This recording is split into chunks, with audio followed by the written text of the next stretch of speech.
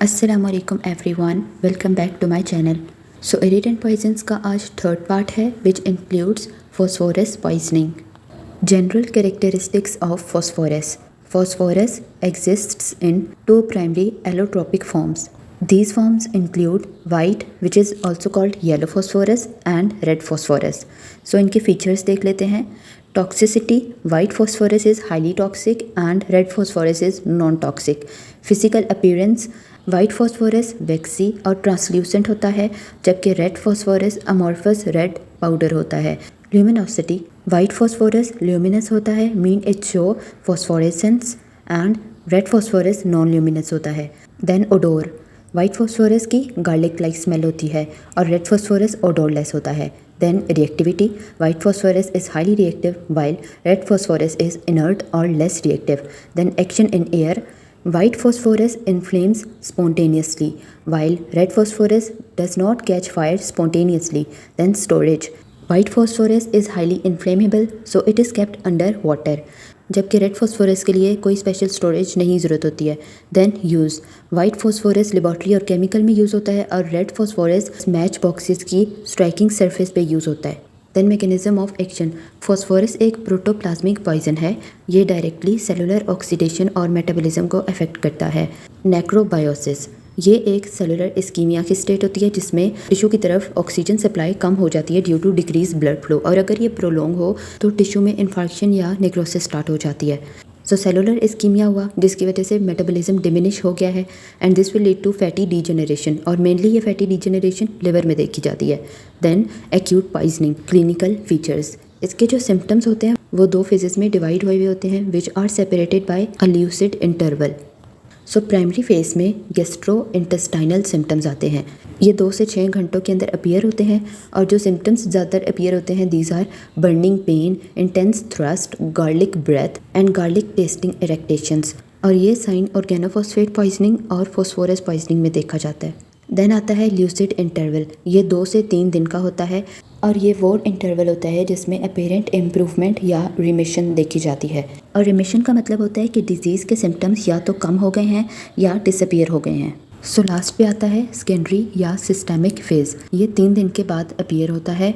It's signs and symptoms include jaundice, hepatomegaly, purpura और epistaxis, dark urine which contain leucine or tyrosine crystals, and acute yellow atrophy. So now fetal dose and fetal period. fetal dose 60 mg to 120 mg होता है और fetal period usually 6 to 7 days का होता है, और फ्लूमिनेंट cases में fetal period 24 hours का भी हो सकता है। फ्लूमिनेंट क्या है? It is sudden, severe and rapidly progressing disease, और ये कभी कभार लाइफ थ्रेटनिंग भी होती है। Now treatment of phosphorus poisoning. जो चीज़ें बिल्कुल भी नहीं देनी है वो हैं ऑयल्स, फैट्स और milk, because phosphorus lipid soluble है और ये चीज़ें उसकी एब्जॉर्प्शन को मज़ीद इंक्रीज़ कर देंगी। So prefer gastric lavage. इसमें 0.5% पोटेशियम परमैंगनेट का सोल्यूशन यूज़ करना है and it will act as chemical antidote by oxidising phosphorus. Then आता है अल्टरनेटिव एंटीडोट। इसमें कॉपर सल्फेट 0.1% यूज़ करते हैं। इसका यूज़ क्या है कि non toxic metallic copper phosphorus particles को कवर कर लेते हैं, मीन उनके ऊपर एक कोट बना लेते हैं, और इस तरह से वो फॉस्फोरस पॉइजनिंग को न्यूट्रलाइज कर देंगे। Then supportive care. ब्लीडिंग को स्टॉप करने के लिए विटामिन के देंगे, लिवर को प्रोटेक्ट करने के लिए IV डेक्सट्रोज, और अगर रीनल फेलियर हो रहा है तो उसके लिए डायलिसिस भी करेंगे। Then postmortem appearances. एक्सटर्नली क्या नज़र आएगा? जॉन्डिस, एमेसिएशन। सो एमेसिएशन का मतलब है कि फ़ैट और मसल के लॉस की वजह से बॉडी बहुत पतली सी हो जाती है, एंड हेमरेजेस। अब इसमें क्या होता है कि ब्लड वेसल्स में से ब्लड निकल के सराउंडिंग टिश्यू और बॉडी कैविटीज़ में एक्यूमुलेट हो जाता है। देन ऑन इंटरनल एग्जामिनेशन आपको क्या नज़र आता है? जब एब्डोमिनल कैविटी को ओपन किया जाता है तो गार्लिक लाइक ओडोर होता है। लिवर येलो, सॉफ्ट और ग्रीसी होता है due to massive fatty change. Heart में सब एंडोकार्डियल हेमरेजेस और फैटी डीजेनरेशन नज़र आती है, और विसरा को प्रिजर्व करने के लिए जो सोल्यूशन यूज़ करते हैं वो है सैचुरेटेड सॉल्ट सोल्यूशन। स्पिरिट या अल्कोहल वगैरह यूज़ नहीं करते हैं। इसकी रीज़न ये है, जो सैचुरेटेड सॉल्ट सोल्यूशन है वो फ्री फॉस्फोरस और ल्यूमिनोसिटी को प्रिजर्व करता है, जबकि जो स्पिरिट है वो फॉस्फोरस को डिज़ोल्व कर देगा और फॉस्फेट्स बना देगा और विसरा की ल्यूमिनोसिटी ख़त्म हो जाएगी। सो अगर फॉस्फेट होंगे तो ही तो ल्यूमिनोसिटी होगी, और जब स्पिरिट डिसॉल्व कर देगा तो ल्यूमिनोसिटी ख़त्म हो जाएगी, और ये इंपॉर्टेंट डायग्नोस्टिक ग्लो था। सो कुछ ही पॉइजन्स ऐसे हैं जिनमें सॉल्ट को यूज़ किया जाता है to preserve viscera. These are phosphorus poisoning, corrosive acids and alcohol poisoning. और अगर सॉल्ट उस टाइम अवेलेबल नहीं है तो फिर रेक्टिफाइड स्पिरिट को यूज़ किया जाता है। So now we will discuss the difference between necrobiosis and acute yellow atrophy. Necrobiosis किस वजह से होती है? फॉस्फोरस पॉइजनिंग की वजह से, उसकी वजह से लिवर में चेंजेस आते हैं। और एक्यूट येलो एट्रोफी वायरल या किसी टॉक्सिक केमिकल की वजह से हो सकता है। And viral mainly include hepatitis A, B and E. So अगर साइज़ की बात की जाए तो नेक्रोबायोसिस जो कि फॉस्फोरस पॉइजनिंग की वजह से होती है उसमें लिवर इनलार्ज हो जाता है, जबकि एक्यूट येलो एट्रोफी में लिवर का साइज़ स्मॉल हो जाता है और वो श्रंकन हो जाता है। देन कंसिस्टेंसी, नेक्रोबायोसिस में लिवर सॉफ्ट और ग्रीसी हो जाता है, जबकि एक्यूट येलो एट्रोफी में लिवर हार्ड और ब्रिटल हो जाता है। देन स्ट्रक्चर, नेक्रोबायोसिस में फैटी डीजेनरेशन होती है और एक्यूट येलो एट्रोफी में मैसिव निक्रोसिस होती है। सो आप इसको इजीली इस तरह से याद रख सकते हो कि नेक्रोबायोसिस में जब फैट एक्यूमुलेट हुआ तो लिवर इनिशियली इनलार्ज हो गया है और वो सॉफ्ट भी हो गया है, और एक्यूट येलो एट्रोफी में बहुत ज़्यादा निक्रोसिस हुई है जिसकी वजह से लिवर का साइज स्मॉल हो गया है और वो हार्ड हो गया है। सो नाउ क्रोनिक पॉइजनिंग, इसका इंपॉर्टेंट फीचर है फॉसी जॉ। ये उन वर्कर्स में होता है जो कि ऐसी इंडस्ट्री में काम करते हैं जहाँ पे फॉस्फोरस बहुत ज़्यादा यूज़ होता है, तो ये अनइंटेंशनली उन फ्यूम्स को इनहेल करते रहते हैं।